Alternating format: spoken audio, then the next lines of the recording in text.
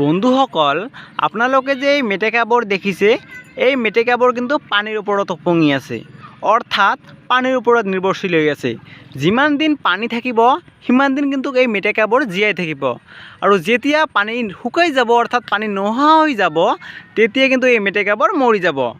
ঠিক তেনেদৰে বন্ধু বান্ধৱীসকল, মই এই ভিডিঅ'টোৰ জৰিয়তে আপোনালোকক এটা কথা ক'ব বিচাৰিছোঁ যে আপোনালোকে কেতিয়াও পৰনিৰ্ভৰশীল নহ'বা।